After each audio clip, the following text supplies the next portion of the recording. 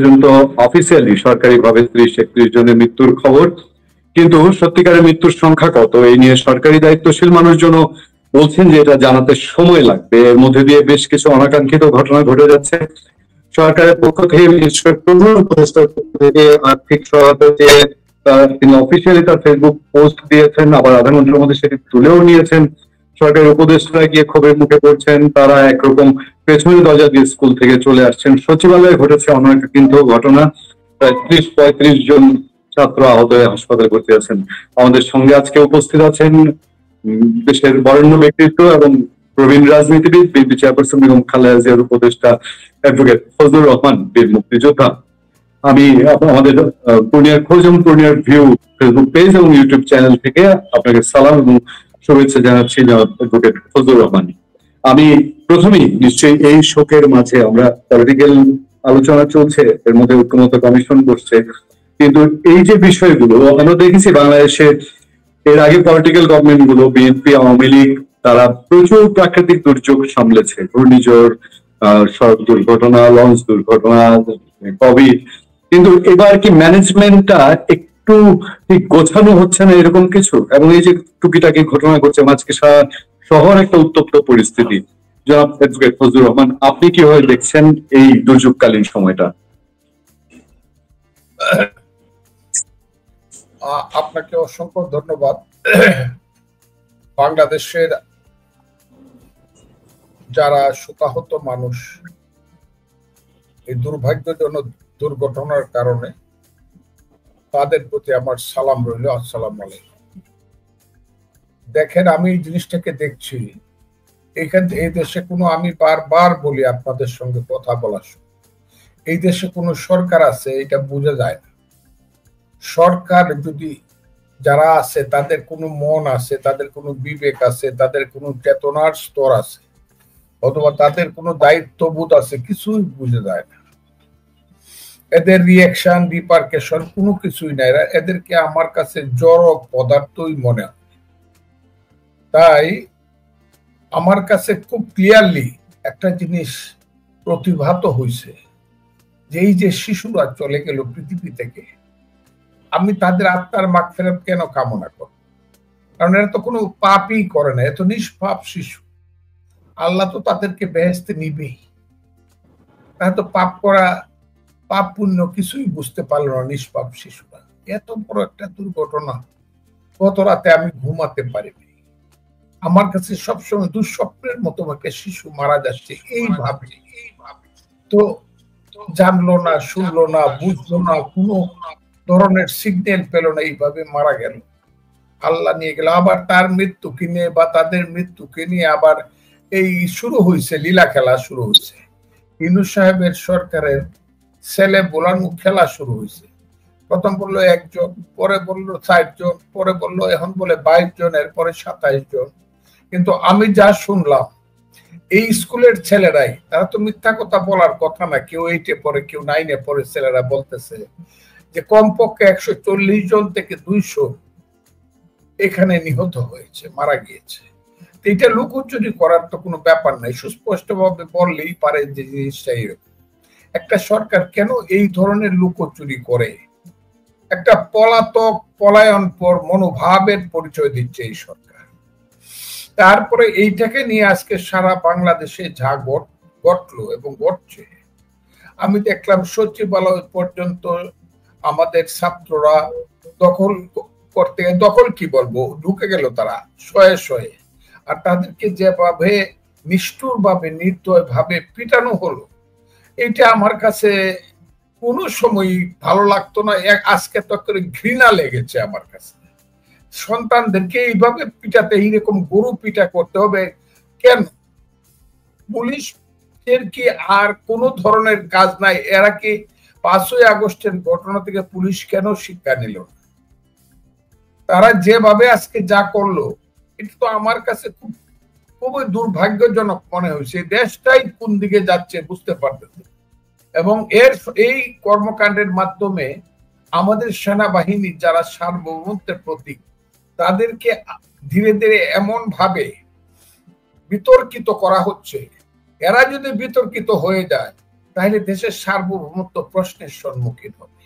এই যে শুরু হয়েছে গণহত্যার কাজ, ওই মানে ওর থেকে গোপালগঞ্জ থেকে গণহত্যার মতো একটা কাজ শুরু হয়েছে, এইগুলো আস্তে আস্তে মিলিটারি গায়েও লাগতেছে, তাদের শরীরকেও আস্তে আস্তে কালো করে দিবে। যেটা আমি চাই না, আমরা চাই না। মিলিটারির ব্যাপারটা আরো বেশি সুশৃঙ্খল হওয়া, ডিসিপ্লিন হওয়া, এবং তাদের চরিত্রের সঙ্গে আর্মির চরিত্রের সঙ্গে মিলে এই ধরনের কাজ তাদের করা উচিত, আমি এটা মনে করি। কিন্তু এই দেশে যা ঘটলো আজকে সারাদিন হাজারে হাজারে, কালকে আবার প্রোগ্রাম, দেশ যাবে কোথায় বুঝি না। এরপরে এদের তো লজ্জা নাই, নির্লজ্জ। ওই যে দেখলাম 2 জন উপদেষ্টা 3 জন উপদেষ্টা, কেউ চোরের মতো পালাইতেছে, কেউ গেরার মধ্যে পড়ে অসহায় অবস্থায়, মানে একটা বিশ্রী ব্যাপার চলছে দেশে, বিশ্রী, যেটা আমরা আশা করি নাই। আমরা মনে করেছিলাম 5ই আগস্টের পরে এই দেশের পরিবর্তন হবে, কিন্তু 5ই আগস্টের পরে যা হচ্ছে, গত 54 বছর এই দেশে তা হয়নি। 5ই আগস্টের পরে যা হচ্ছে, গত 54 বছর মানুষ খারাপ দেখেছে অনেক, কিন্তু এর চেয়ে বেশি এই যে নির্লিপ্ত, অসহায়, এই যে সরকারের দায়িত্বহীনতা, এইটার কোনো উত্তর নাই। এই ধরনের কোন সরকার আছে পৃথিবীতে, এটা আমার জানা নাই, এটা আমার মনে হয়। যে আমি আপনার প্রশ্নের উত্তরে এই কথাটাই বলবো, আল্লাহ দেশকে রক্ষা করুক। এই সরকার পারছে না, এই সরকারের আমি মনে করি তার বলা উচিত, yes, enough is enough, we do here by of from this position. আমি ভিন্ন আরেকটি প্রশ্ন যেতে চাই। আমরা নিশ্চয়ই চাই যে বিমান দুর্ঘটনায় যা হচ্ছে, সবার ফার্স্ট প্রায়োরিটি যে আহত যারা আছেন তাদেরকে সঠিক চিকিৎসা পূরণের ব্যবস্থা করা। কিন্তু নতুন আহত আরো সংখ্যা বেড়ে গেল এই সচিবালয়ের ঘটনায়।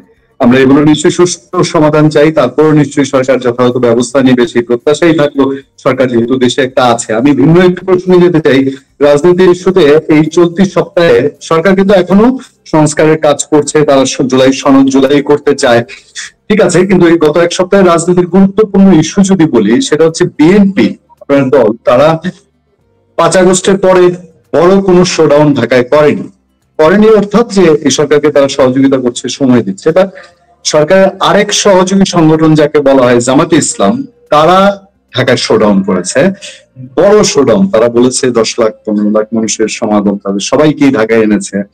এইটার আসলে মাঝে যাকি, কেন তারা এত বড় শোডাউনটা এই সময় করতে গেল, নাম্বার 1। নাম্বার 2 হচ্ছে তারা সোহরাওয়ার্দী উদ্যানে করেছে।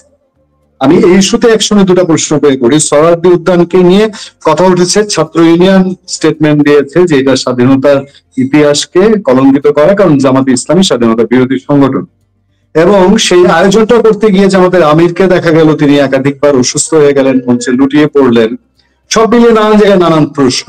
আমি ওভারঅল আপনার দৃষ্টি আকর্ষণ করছি যে এত বড় সমাবেশ জামাত কেন করলো, এটা সোহরাওয়ার্দীতেই কেন করতে হলো, এবং জামাতের আমিরের অসুস্থতার মধ্যে দিয়ে ওভারঅল আমরা কি মেসেজ পেলাম? আমি আপনাকে কি বলবো, আজকে আর ধন্যবাদ দিতে পারবো না, মনের অবস্থাটা এইরকম না। এই শিশুদের সেই বেহেশতি চেহারাগুলো, নিষ্পাপ চেহারাগুলো আমার সামনে ভেসে আসছে। আমি আর কি বলবো আপনাকে। হ্যাঁ, এই গত 5ই আগস্টের পর থেকে বিএনপির কিছু ত্রুটি বিচ্যুতি নাই, আমি তা বলবো, যদি এটা আমার দল। কিন্তু বিএনপি কিন্তু এমন কোনো কাজ করে নাই যে কাজটা মানুষ মনে করতে পারে যে বড় দল হিসেবে বিএনপি দায়িত্বহীন কাজ করছে। বরং বিএনপি বারবার চেষ্টা করছে তার সমস্ত তার কি বলবো চেতনার স্তরের সর্বোচ্চ প্রচেষ্টা দিয়ে চেষ্টা করছে যে দেশটা যাতে কোনো কারণেই আরো খারাপের দিকে চলে না যায়, এই দেশটা যাতে পৃথিবীর কাছে একটা ফেইল স্টেট হিসাবে পরিগণিত না হয়। তারা বারবার বলছে, আমাদের নেত্রী, আমাদের নেতা, আমাদের দল বারবার বলছে, ইউনূস সাহেব আপনি দ্রুত একটা ইলেকশন দেন। সেই ইলেকশনটা উনি আমাদের নেতা জনাব তারেক রহমান সাহেব বলেছিলেন ডিসেম্বরের মধ্যে হবে।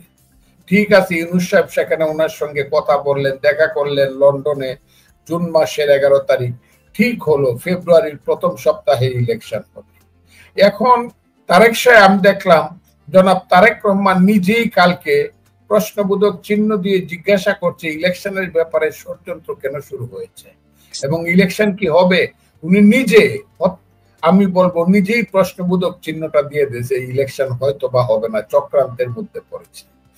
এই যে একটা সরকারের, এই যে আমি বলবো গ্রাম্য চালাকি, একটা সরকারের বাটপারি, একটা সরকারের কি বলবো ওয়াদা খেলাপকারী হিসাবে পরিচিত হওয়ার যে লক্ষণ আমরা দেখছি বা যে কর্মকাণ্ড আমরা দেখছি, যেটা 10 মাস আগে আমি বুঝেছি, এটা অনেকেই পরে বুঝেছেন যে এই সরকার মানুষের জন্য আসেনি। এই সরকার এসেছে তাদের নিজেদের জন্য, দীর্ঘদিন ক্ষমতায় থেকে নিজেরা সুখ বুক বৃত্ত বিলাস বৈভব করার জন্য। এই সরকার এসেছে আন্তর্জাতিক চক্রান্তকে এই দেশে প্রতিষ্ঠিত করার জন্য, এবং সেটার লক্ষণ আমি বলবো না, সেটার কর্মকাণ্ড অলরেডি শুরু হয়েছে। এবং তারা যে অন্য কোনো ব্যাপারে তাদের কোনো ধরনের দায়িত্ববোধ নাই, এই কারণে তারা আন্তর্জাতিক চক্রান্তকারীদের ষড়যন্ত্রকে প্রতিষ্ঠিত করার জন্য অনেক নীরবে নিবৃত্ত এবং দ্রুত তারা কাজ করে যাচ্ছে। এবং তাদের মানসিকতায় আমার কাছে আজকে একজন বলতেছিল যে একজন রাজাকারের মেয়ে, স্বাধীনতা বিরোধী মেয়েকে এত গুরুত্ব দেওয়া হচ্ছে, কত কথা বলে যে মানুষ। হাইকোর্টে গেলে আপনি চিন্তা করেন, সুপ্রিম কোর্টে যারা প্র্যাকটিস করে, সেই সুপ্রিম কোর্টে এখন লয়ারের সংখ্যা হইল 15,000-এর উপর। সেই 15,000 লয়ার সবাই ডাবল গ্রাজুয়েট, ট্রিপল গ্রাজুয়েট, কেউ ডক্টরেট, কেউ ব্যারিস্টার, কেউ এরকম ধরনের সিনিয়র অ্যাডভোকেট। সেই অবস্থায় দাঁড়ায় সবাই কিন্তু বুঝে দেশে কি হচ্ছে।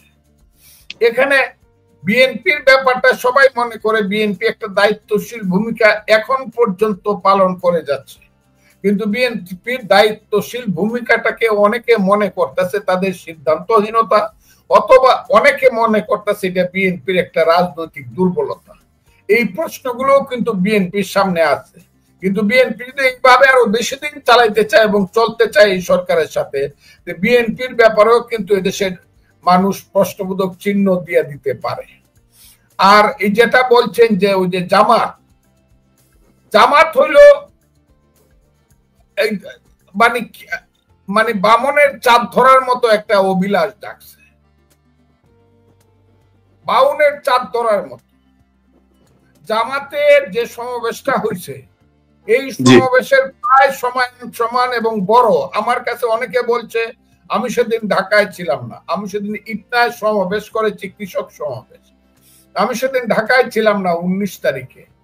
জামাত যে সমাবেশটা করেছে, অনেকে বলেছে যে এইটাতে চরমোনায় যে সমাবেশটা, এটাও প্রায় সমান। এরা তো সবে মিলে এখন এক এবং একাকার, পরস্পরের প্রতি তারা তাদের কর্মী বা তাদের সমর্থকদেরকে সাপ্লাই করে। কাজেই এইটা বোঝা গেল যে ওই যে জামাত শিবির বা স্বাধীনতা বিরোধীদের যে সমাবেশ সোহরাওয়ার্দী উদ্যানে যেটা করছে, জামাতের যে সর্বোচ্চ সমাবেশ, যেটা 100, আমি বলছিলাম 100 কোটি। আমার চিন্তাকে হার মানিয়ে আরো কয়েকটা পত্রিকায় লেখছে 120 কোটি টাকা খরচ করে, যেটা আমার মনে হয় না দুনিয়াতে ইতিহাসে এটা উদাহরণ আছে যে 120 কোটি টাকা খরচ করে রেল গাড়ি সমস্ত কিছু বাসটা সবকিছু ভাড়া করে এই দেশে নে। আমি যদি ধরেও নেই তাদের কথায়, এটা সত্য নয় যে এখানে 10 লাখ লোক আসছে, this is not a fact. যা হোক, কথায় কথা যদি ধরেও নেই 10 লাখ লোক আসছে, 18 কোটি মানুষের মধ্যে অথবা 12 কোটি ভোটারের মধ্যে 10 লাখ লোক কিন্তু 1%-এরও আরো অনেক নিচে। সেই মানুষ তারা কিন্তু সবাই ভোটারও না। সেই মানুষ সবাই মিললে যদি হয়ে থাকে, তাহলে এইটা খুব বিশ্বাস করার কারণে, এবং আমি নির্দিষ্টভাবে বলি, আগামী ইলেকশনে জামাত আগে যে ভোট পাইতো অন্য ইলেকশনে, সর্বোচ্চ ভোট যে ইলেকশনে পাইছিল তার চেয়ে ভোট কম হওয়ার সম্ভাবনা আছে। যতই বড় বড় কথা বলুক, আমিরে জামাত, উনি এইরকম, উনি ওলিয়ে কামেল, উনি সেই রকম, হ্যাঁ, এবং এটা দেখা গেছে তাদের বক্তব্য বক্তৃতায় সবারই গলা আটকে গেছে। এমনকি চরমুনার মিটিং এ যে সুস্পষ্ট ভাষায় বক্তব্য রাখছেন, সেই বক্তব্য কিন্তু কারো গলা দিয়ে আসে নাই। কারণটা কি জানেন? কারণটা হলো, এটা হলো সোহরাওয়ার্দী উদ্যান। সোহরাওয়ার্দী উদ্যানটা কি জানেন কেন? আমি আজকে কালকে পরশুদিন সুপ্রিম কোর্টে গেছি, সবাই আমার রুমে আসে, অনেকে আমাকে আবার ডেকে একটু চাও খাওয়ায়। সেই সিনিয়র অ্যাডভোকেটরা আমাকে বলছে যে সোহরাওয়ার্দী উদ্যানে যাওয়ার সঙ্গে সঙ্গে তাদের মনে ইতিহাস জাগ্রত হচ্ছে। জামাত ইসলামের সিনিয়র নেতাদের মনে ইতিহাস জাগ্রত হচ্ছে। কি ইতিহাস? আর এইটা তো সোহরাওয়ার্দী উদ্যান। এই সোহরাওয়ার্দী উদ্যানই তো বাংলাদেশের স্বাধীনতার সার্বভৌমত্বের প্রতীক। এই সোহরাওয়ার্দী উদ্যানই তো স্বাধীনতার উষার লগ্নের সূর্যোদয় হয়েছিল সোহরাওয়ার্দী উদ্যান থেকে। এই যে জামাতের আমির সাহেব, অনেকে বলে, আমি বলি না কিন্তু অনেকে বলে, অনেক প্রায় বেশিরভাগ অ্যাডভোকেটরা বলে যে উনি যে অসুস্থ হয়ে গেলেন বা সেন্সলেস হয়ে গেলেন। কেন? দুইবার সেন্সলেস হয়েছেন। প্রথমবার সেন্সলেস হয়েছেন বক্তৃতা উঠা, উনি বক্তৃতায় উঠতে ওনার সামনে দাড়ির টুপি যত না বাসছে, 7ই মার্চের যে লাখ লাখ মানুষ, তাদের চেহারাটা ওনার সামনে বাইসে উঠে। সেই 7ই মার্চের বক্তৃতা প্রত্যেক ঘরে ঘরে তুর্ক করেছিল, তোমাদের যা কিছু আছে তাই নিয়ে শত্রু, ওইটা তার মনে হঠাৎ করে ধাক্কা দিছে। ধাক্কা দেওয়ার সঙ্গে সঙ্গে উনি সেন্সলেস হয়ে গেছে। এটা আমি বলছি না, লয়াররা বলে, অনেকেই বলছে আমার কাছে। সেই সেন্সলেস হওয়ার পরে ওনাকে পানি টানি দিয়ে ওষুধ খাওয়ায় ভালো করার পরে আবার উনি বক্তৃতা দিতে উঠছে। উঠার পরে আবার তার সামনে 7ই মার্চের চিত্রটা চলে গিয়া আরেকটা চিত্র তার সামনে বাইসে উঠছে, যেটা খুব ভয়ঙ্কর চিত্র। সেই চিত্রটা কি? আরে দেখা যাচ্ছে 71-এর 16ই ডিসেম্বর এখানে আমির আব্দুল্লাহ খান নিয়াজি, জেনারেল নিয়াজি, জেনারেল রাও ফরমান আলী, মিঠা খান, এইখানে সমস্ত পাকিস্তানি জেনারেলরা 93,000 সৈনিক নিয়ে আত্মসমর্পণ করতেছে। এইখানে বাংলাদেশ এবং ভারতের মিত্র বাহিনী বসে আছে, জগজিৎ সিং অরোরা সহ, আমাদের সেই খন্দকার সহ, মেজর হায়দার, বীরুত্তম সহ সব বসে আছে। হাজার হাজার পাকিস্তানি হানাদার বাহিনী এখানে মাথা নিচু করে আত্মসমর্পণ করতেছে। তার সঙ্গে আবার নাম করতেছে তাদের যে সহযোগী আল বদর রাজাকার আল শামস ছিল, তারাও এখানে আত্মসমর্পণ করবে। এটা 16ই ডিসেম্বর বিকাল 5টা। সঙ্গে সঙ্গে এটা মনে হওয়ার সঙ্গে সঙ্গে তিনি আবার মূর্ছা গেলেন এবং সেন্সলেস হইলেন। এটা অনেকে মনে করে, কারণ সোহরাওয়ার্দী উদ্যানটা তো তাদের না, তাদের জন্য তো সোহরাওয়ার্দী উদ্যান না। সোহরাওয়ার্দী উদ্যান তো হলো স্বাধীনতাকামী মানুষের জন্য। সোহরাওয়ার্দী উদ্যান তো হলো 71-এর জন্য।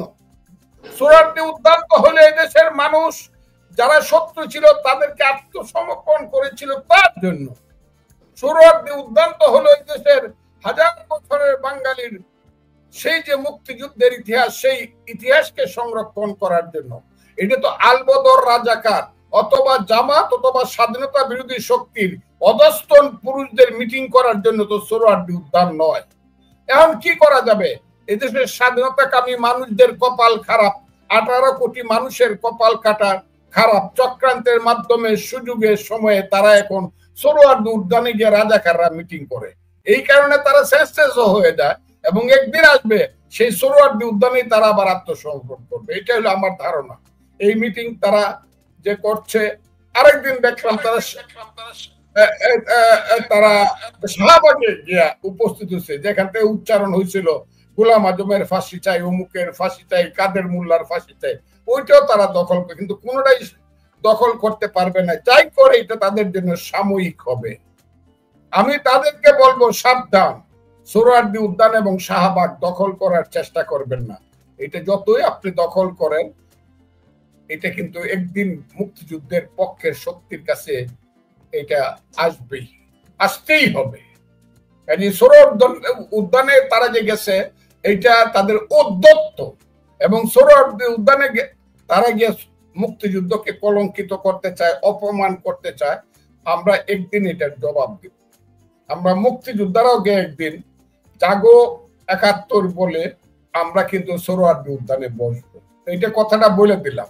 জাগো ৭১ বলে মুক্তিযোদ্ধারা কিন্তু একদিন গিয়ে সরু উদ্যানে বসবে, তখন রাজাকাররা এই দেশে বুঝতে পারবে কত ধানে কত চাল।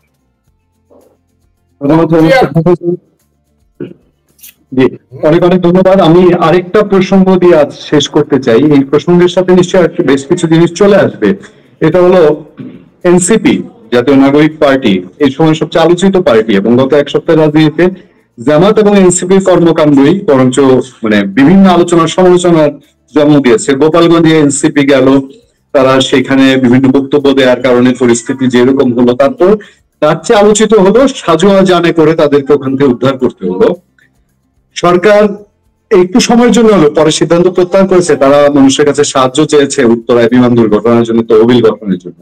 কিন্তু এই কথাও উঠছে যে এনসিপি পার ডে প্রোগ্রামে কোটি কোটি টাকা সরকারের খরচ হয়, এই যে সাজোয়া জান সাপোর্ট, সেনা বাহিনীর সাপোর্ট, এবং এইটা রেয়ার পৃথিবীতে। তারা কক্সবাজারে গিয়ে বিএনপির সঙ্গে তাদের হলো, বিএনপির দায়িত্বশীল একজন নেতাকে নিয়ে তারা যেভাবে বক্তৃতা দিল। এখন এই বিষয়টায় আপনার কাছ থেকে আমরা ওই অর্থে তেমন কিছু জানার সুযোগ হয়নি গত এক সপ্তাহে। আপনি ওভারঅল আপনার দল বিএনপিও কিন্তু শুরু থেকেই বলে আসছে কিংস পার্টি হচ্ছে, পক্ষপাতিত্বের কথা বলা হয়েছে, তাদের দুজন উপদেষ্টাকে পদ থেকে কথা বলা হয়েছে।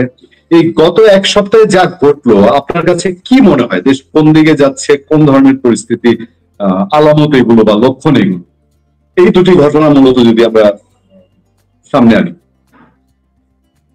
এই যে পার্টিটা এনসিপি, আমি প্রথম থেকেই বলছি এই ছেলেদের সম্পর্কে আমি সমালোচনা করতাম না, আস্তে আস্তে কিছু কিছু সত্য কথা বলতে চাইছিলাম। আমি ভাবছিলাম এই ছেলেগুলা মানুষ হবে, বড় মাপের মানুষ হবে, দেশ পরিচালনার জন্য নিজেদেরকে যোগ্য করবে।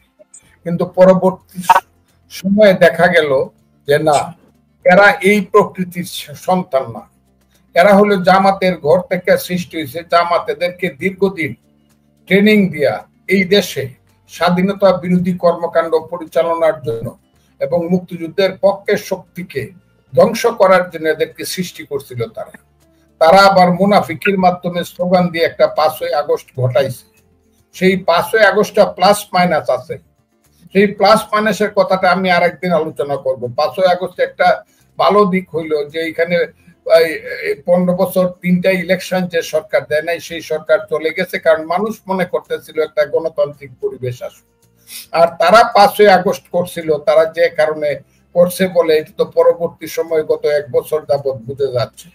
কাজেই তারাও কালো শক্তি, এবং তারাও এই ছেলেগুলাও অন্ধকারের শক্তি, এবং এই ছেলেগুলার যোগ্যতা এই পর্যায়ে। কারণ দেখলাম একটা ছেলে আর একটা ছেলেকে বলতেছে গতকালকে, এই তুই ইলেকশন করলে তো মেম্বার হইতে পারবি না। তারা দুইজনেই কিন্তু সমন্বয় এবং উপরের স্তরের সমন্বয়, এবং এদের পিছনে এই সরকার আর্মিকে দিয়া ট্যাঙ্ক পর্যন্ত, খালি ট্যাঙ্ক না, কুত্তা বাহিনী দিছে। কালকে দেখলাম চট্টগ্রামের মাঠে কুকুর, যেটা প্রধানমন্ত্রীকে সাধারণত দেওয়া হয় না। এইসব করে আমি বুঝতেছি না, আমাদের দেশের সার্বভৌমত্বের প্রতীক সেনাবাহিনী এই কাজটা কেন করতেছো বাবারা? তোমরা এই কাজটা করে কেন প্রমাণ করতেছো যে একটা নষ্ট একটা রাজনৈতিক দল? আপনি বলছেন এটা আলোচিত রাজনৈতিক দল না, এটা আলোচিত রাজনৈতিক না, একেবারে কম বললে বলা যায় এইটা একটা সমালোচিত রাজনৈতিক দল। আমি মানুষ অনেকে তাদেরকে বলে তাদের পরিচয় নাই, কি যাদের বাপের পরিচয় নাই তাদেরকে কি বলে মানুষ আমি জানি না, আমি জানি কিন্তু কথাটা আমি বলবো, মানুষ বলে। এরা কিসের দল করবে? এরা যা করতেছে দেখেন। এইখানে আপনি যে বলছেন যে আমাদের দলের কথা, আমাদের দল গোপালগঞ্জের ব্যাপারে বললো একরকম, আবার কক্সবাজারের এদের ব্যাপারে আবার কাজ করলো আরেক রকম। গোপালগঞ্জে প্রথম যে স্টেটমেন্টটা করছে সেটা হলো আমাদের দলের মহাসচিব এদের পক্ষে করলো। এদের যে গণতান্ত্রিক রাইট আছে, যা ইচ্ছা করার, যা ইচ্ছা বলার, একটা স্টেট কি বললো, এবং যারা মিছিল মিটিং করে বাধা দিচ্ছে তাদের বিরুদ্ধে অ্যাকশন নেওয়ার কথা বললো আমাদের মহাসচিব। এই কথার বাইরে তো আমি যাইতে পারবো না, কারণ আমি একটা দল করি, আমি একটা বাইন্ডিংস এর মধ্যে আছি। আবার সেই দলের এই নেতৃবৃন্দ বিরুদ্ধে যখন কক্সবাজারে গিয়ে কথা বললো এই দলের লোকেরা, তখন দেখলাম এই দলকে আবার আক্রমণ করা হয়েছে, এই দলকে মিটিং করতে দেওয়া হয় না, এই দল হয়েছে, মিছিল করা হয়েছে, সব হয়েছে। জিনিসটা হইতেছে তোমার বেলায় লীলা খেলা, আমার বেলায় পাপ। একটা রাজনৈতিক বিএনপির মতো একটা দায়িত্বশীল রাজনৈতিক দলের ওই একই ঘটনায় দুই রকমের স্টেটমেন্ট করলে মানুষ কিন্তু ভুল বুঝতে পারে বলে আমার মনে হয়। আমি খুব ক্লিয়ার ভাবে বলতে চাই, গোপালগঞ্জের লোকজন যদি সেইখানে এই দলের উপরে, এনসিপির উপরে অন্যায় করে থাকে, অগণতান্ত্রিক ব্যবহার করে থাকে, নিশ্চিতভাবে তাদের দোষ হয়েছে, তাদের বিচার হবে। কিন্তু গোপালগঞ্জে যে গুলি করে মানুষ মারা হলো, যেটাকে এখন গণহত্যা বলা হচ্ছে, যে গণহত্যা করে মানুষকে এমনি কবরে ঢুকিয়ে দেওয়া হলো, গরু বাছুরকে আমরা কুকুরকে যেমন ঢুকায় দেই, তার একটা পোস্টমর্টম রিপোর্ট করলাম না। আমি আজকে খুব ক্লিয়ার বলি, একটা ছেলে গোপালগঞ্জে মরছে না একটা ছেলে বগুড়াতে মরছে, নাকি একটা ছেলে রংপুরে মরছে, এটা বড় কথা নয়। যে মরছে তার কিন্তু মা আছে, প্রত্যেক মায়ের চোখের জলের দাম কিন্তু একরকম। বগুড়ার মায়ের একরকম সন্তান মরলে কান্নার সুর, আর গোপালগঞ্জের মায়ের কান্নার সুর। বাবা তুমি কই গেলা, বাবা তুই কই গেলে রে, তার যে কান্নার সুর, মা যে কান্দে, দুই মায়ের কান্নার সুর একরকম। কাজে রাজনৈতিক নেতারা কথা বলতে খুব সঠিক করে বলবেন আল্লাহর হস্তে। রাজনৈতিক নেতারা তো একটা কথা বলবেন যে যত অন্যায় করে গুলি করে হত্যা করা আমরা এটা সাপোর্ট করি না, এই কথাটা বলা দরকার। কিন্তু আমারে গুলি করে মারলে এইটার কোনো বিচার নাই, এটার কোনো শোক নাই, এটার কোনো সমবেদনা নাই। এটা আরেকজনের মারলে না সাংঘাতিক ধরনের, এটা না। গুলি করে যাদের তাদের ব্যাপারে শোক করতেই হবে, অন্যায় হইতে পারে কিন্তু গুলি। এখন দেখলাম আবার লাশ তুলতেছে কবর থেকে, এইটারে বলে ঠেলার নাম বাবাজি, এইটাকে বলে ঠেলার নাম বাবাজি। একটা জায়গাতে দেখলাম একটা থানার সমস্ত মেয়েরা ঘর থেকে বাইরে আইছে, আইসা বলতেছে আমাদের পুরুষরা কেউ বাড়িতে নাই। এই ধরনের ঘটনা পাকিস্তান আমলেও ছিল না। মেয়েরা বক্তৃতা করে বলতেছে একটা পুরুষ বাড়িতে নাই, সব পুরুষ পলাইছে।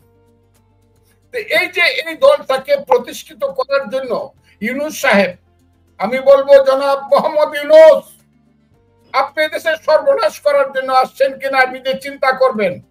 এইসব ছেলে পেলেরা মেম্বার হইতে পারবে না ইলেকশনে। এরা হইল চরিত্রহীন, এরা হইল লুণ্ঠনকারী।